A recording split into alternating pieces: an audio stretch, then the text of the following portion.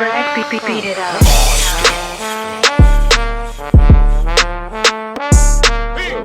But that's why I be on the shit I be on when we be having these debates. Like when we talked about the Kwame Brown shit, we talked about the whatever. I be like, nigga, you could say that man played like garbage without saying he garbage. It's more. That small difference is a big difference. Mm-hmm. You understand what I'm saying? This is just watch your words and shit. I feel you on that, but if you could take praise from the same person, you could take that from the same person too. But that is you guys both. No, listen. Same right, argument. I mean, if it's the same person. Right. The same person say, "Yo, man, you scored 45 points. You bust everybody ass. You did this." Look. Then if you garbage, you should be able to take from the same person. Hey, you garbage. No. Look. Time out. This is like, and what you said, and just what Rek is saying. This has been me and Strang's argument from probably episode 1, because this is our position, and I feel what you're saying to an extent. I feel like if you say you play like garbage today, I feel like a nigga won't be. I feel like he'll be alright with that. It's when you start calling him garbage, calling him a bum. But that's what I said. I said you garbage. The same person said it. You bust ass. You garbage. No. But I'm not garbage. I played like garbage today. So he's only talking about the game, though. Fellas, you can't put it to you already know. Y'all already talking about the game. Thank you. Thank you. All right. So all right. So you right. But what I'm saying is, and I agree with you. It makes sense. You should be able to. But why nobody can't?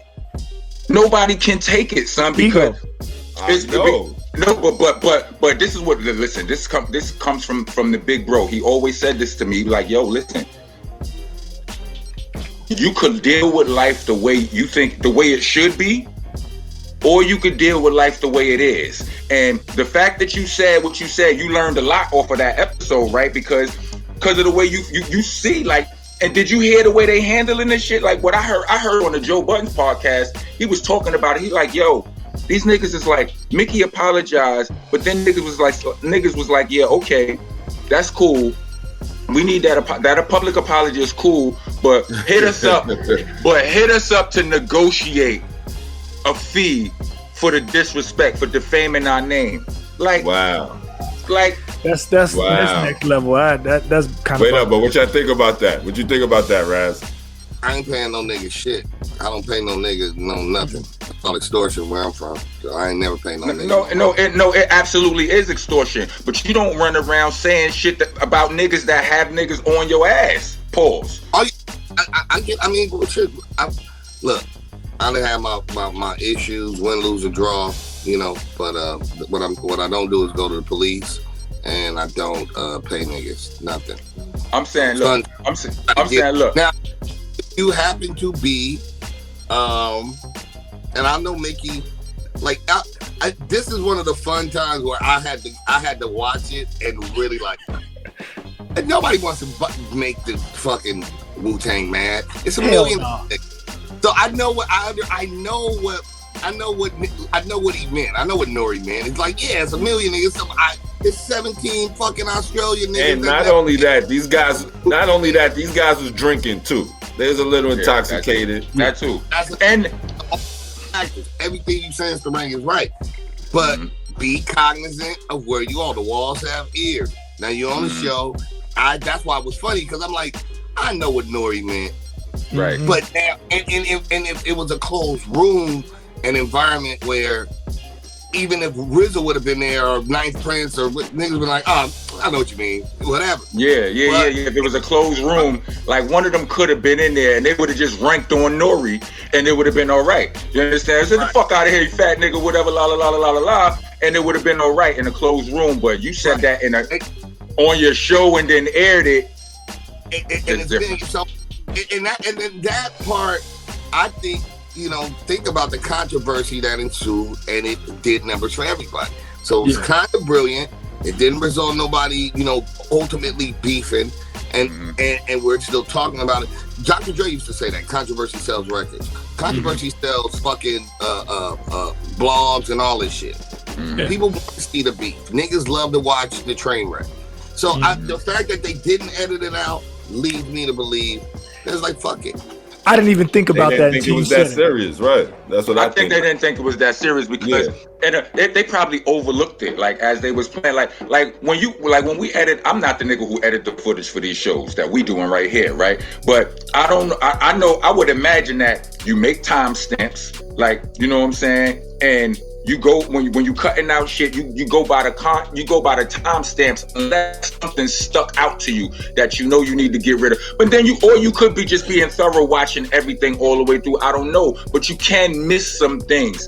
You know. Here's the thing about that though. Somebody calling a nigga a flunky and then laughing. That was actually a purposeful thing it had to be a purposeful thing to bring. Everybody would be offended by that. If a nigga called me a flunky and laughed, I'd be like, okay, well then the next time I see you, my nigga call me a flunky. You know what I'm saying? Like that right there is a purposeful. It might have been a bad joke in the moment, but not editing it out is for sure like a purposeful thing. You know what I'm saying? Because it could have easily have been cropped. And nobody would ever even know that happened. And they use it as a promo clip. Look, I know that's the part. Oh yeah, you're right. You're right. You're right. I can't even. I didn't realize that they used that as a promo clip. Oh, bro. But here's another thing. Here's another reason. Let me put time out. Another reason I did when they said it, because I saw it, it stung a little bit because I'm friends with mad Wu-Tang niggas. So you feel that it's like somebody talk about your people, right? But in my mind, I kind of, it kind of went in one ear and out the other because Nori will tell you on any given day of the week, I'm dyslexic. He's not one of those niggas who speak all articulate and shit. He speak like the nigga from the hood. He'll tell you he a short bus nigga. Like, you understand what I'm saying? Like, so that's what makes the show dope. Right. And I think that's the beauty of it, is that I think Nori, I haven't talked to EFN, so full disclosure, I ain't talked to nobody. I was just with Night Prince. Shut up. You saw him. We went together to Sean's thing. Mm-hmm. Yep. So, and Priest we talk to him all the time because we got this horse. So, EFN is my brother, Nori, my bro. I'm fans of, we all know each other. So I think it probably was strategic. Didn't realize it would get that crazy, but people need the clickbait shit. Yeah. So you kind of lose talking because you comfortable when you drinking. It's drink chat. Mm-hmm. Yeah. And I think it was probably a little bit of both. I think it was, if I kind of say it like this and make it the joke, and they still use it, then he didn't think in his heart of hearts that niggas would get really offended. Really, that people would take that kind of offense more, where niggas would come back and be like, oh, fuck you, nigga. Oh, you know what I'm saying? Well, here's the thing. Here's the thing. The word flunky is a very interesting word. That word has no redeeming qualities. Like, it ain't nothing. You can't spin nothing good out of that word. You could call a nigga a little nigga. You could call a little nigga. You could call a nigga a lot of things, but flunky, there is not one of them. A nigga is going to take offense to that. You understand what I'm saying? Facts. Yep. Facts. Hey, word. That's so. I like. Did Shyheim got mad at Priest? It was going down, nigga. Yo, that was crazy right there. I felt wild uncomfortable with that right there. You understand what I'm saying? Like, I'm not even gonna talk on that. I'm not even gonna talk about that stuff. Yeah, that made me feel uncomfortable. Like I said, see, and you see that? You see what you just now did, Strang? You said I'm not even going to talk on that right there. You made a conscious decision. Like, listen, these is my homeboys. That made me feel uncomfortable. That's people I give a fuck about for real. Like, Priest used to live right there, man. I used to live in our projects. You know what I'm saying? Not only that, Priest moved to Pennsylvania. I ain't moved too far from Priest. I seen Priest in Pennsylvania. Like, that's my bro. You know what I'm saying? My nigga. I see Shyheim, that's really my bro. My little bro. Look. I got a hook on the Shyheim song right now with Shyheim and RJ Payne. It's one of the best hooks I ever wrote. Ever. Right? Shit is stupid. Right? But anyway, but Shameless plug, nigga. Yeah, I'm about to say, why you just get off the topic right there and then try to get back on? So, like, what's up with you with that, man? He's talking about Shyheim. Look, since we talking about how cool we is with niggas and shit, yeah, like I'm cool something else, man. You is something else. I'm cool with some woo niggas too and shit. I got some. Listen, I just seen Ghostface last Saturday. You know what I mean? He had a show out in Brooklyn and shit. I see the nigga, I pop up. Nigga pulled me on stage and gives me a fucking microphone, got me doing Wu-Tang ad-libs and shit. You understand what I'm saying? I felt uncomfortable as a motherfucker. I was glad as fuck when this man took the mic. You know what I'm saying? I'm like, yeah, nigga, I don't want to fuck this up or whatever. The point is, these niggas is homies. So when like we know Ghost, we know Priest, we know Shyheim. You know what I mean? Right. So when I saw Shyheim, right, Meth, Deck, these is our niggas, right? Fucking Sons of Man, Prodigal Son, Hellraiser. I spoke to Hellraiser a couple of weeks ago, right?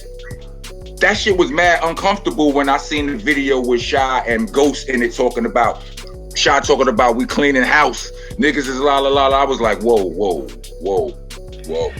Yeah, because that's like inside shit. Yeah, right. It hurt my feelings. Yeah, I felt mad. I felt wild uncomfortable. Let's move. It hurt my feelings because I know, like, you know, that family. They're a family to me. You know, they are their own family, their own thing. And some things you always want, like, keep that in the family and keep that in the house. Right. So I thought that way, but they sorted it out. You know, I talked to Priest. You know, because apparently Ghost didn't really know. They thought it was talking about Nori at the time. So it was a whole bunch of all that shit. To be honest, it was a whirlwind shit, and I was watching the whirlwind of shit because Razzcast is usually in the shit, and I'm a little nigga. And my niggas always want to pick on me, and then I got it, whatever. So it was man. Listen, big old. Well, no, listen. Since we talking about this stuff anyway, right? Yeah. And Razzcast, you know, we peoples, right? Razzcast. Sure. Like, let everybody know, like, you know what I'm saying. All of us, we know each other a long time, bro, right? Oh shit. Cheers. So Razzcast, I gotta ask you stuff, Razzcast, all right? Yep. Because it's been brought to my attention. You know what I'm saying? You know what I'm saying? And I ain't gonna lie, I had a problem with you before Razzcast, back in the days, man. All right? It's over something petty, but I gotta tell you about it, man. I got to. Oh, now somebody has some petty. Yeah, I got petty. It's only petty now. It wasn't petty back then. It's only petty now because I'm a grown man. You know what I'm saying?